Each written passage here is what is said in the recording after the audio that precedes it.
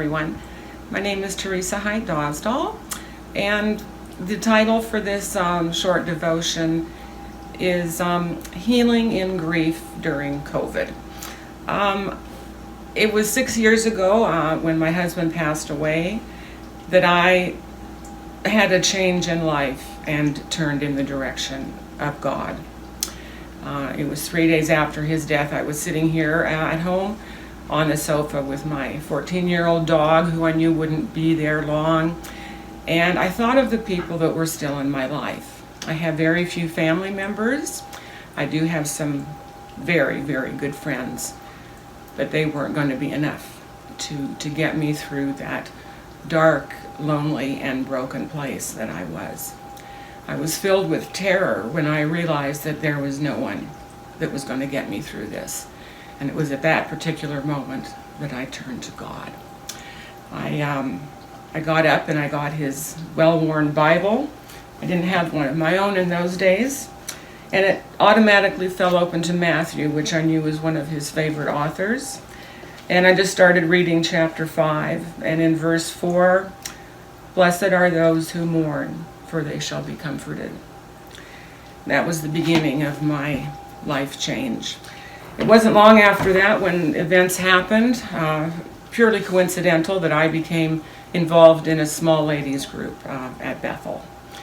From there, everything just mushroomed. I was greeted with so much warmth and love and compassion. I was encouraged. I was supported.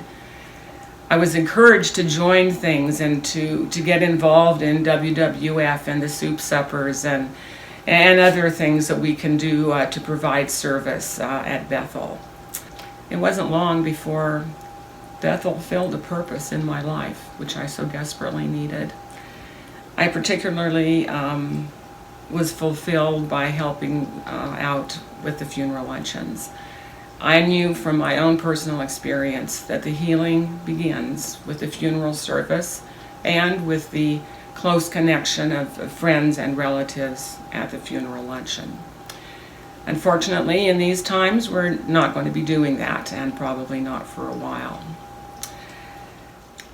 We are living in unprecedented times right now due to political, racial, and of course, health issues, primarily COVID.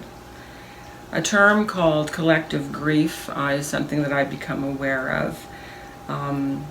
And it's when a community, society, or nation, in this case the world, all experience extreme loss or change, making one feel vulnerable and unsure of their future. Many in our congregation are suffering right now. They are dealing with grief. They are mourning the loss of a loved one. Collective grief, in my opinion, deepens the grief we are feeling. It's compiling other losses onto the main loss that we're suffering. And I suspect other people are feeling the same way. And I think it's because of that we need to remember those who are in grief. Certainly the ones who lost someone recently, in the last weeks, months, or year. But we mustn't forget the ones who are still grieving much longer than that time frame.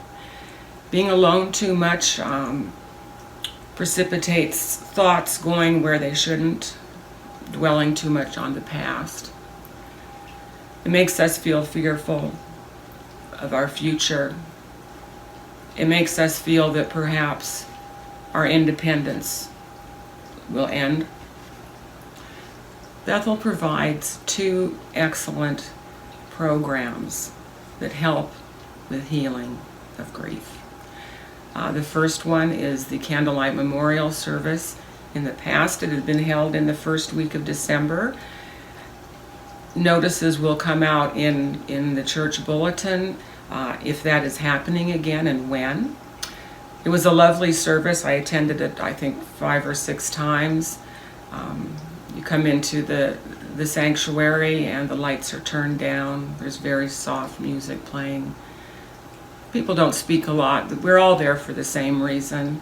And that gives us a sense of unity and compassion for one another. People have the opportunity to speak if they're able and wish to do so. Scripture is read, words of comfort are given.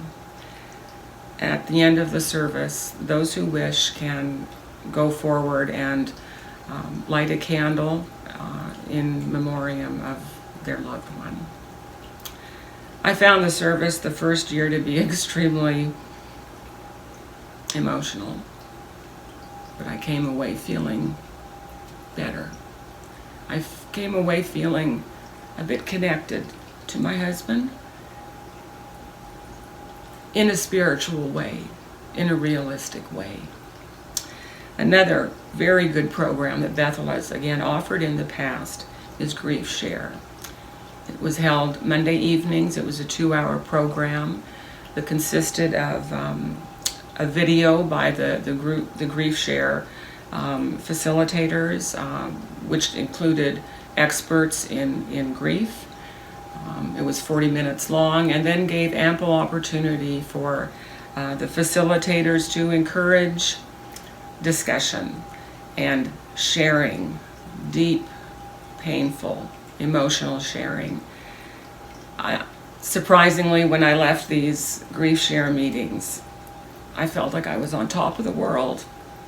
I felt like a huge burden had been lifted because I knew it wasn't just me that was dealing with this. That alone gave me so much comfort. I actually got so much out of the Griefshare program that I attended 4 years in a row, as had some other individuals. Finally, on the 5th year, after much thought and prayer, I decided to step aside and open up my chair to someone who was suffering so much more than I was at that time. Thank you all for listening. This may not have been one of the most uplifting devotions that you've ever heard, but I think it's timely in where we're at. I have many favorite verses now that I've come to study the Bible and begin to learn a bit of the massive amount of knowledge and truth and love that is provided therein. But another scripture verse that I particularly like is, God promises to make good out of the storms that bring devastation to your life. And that's from Romans 8:28. Thank you so much for listening. May God bless you all.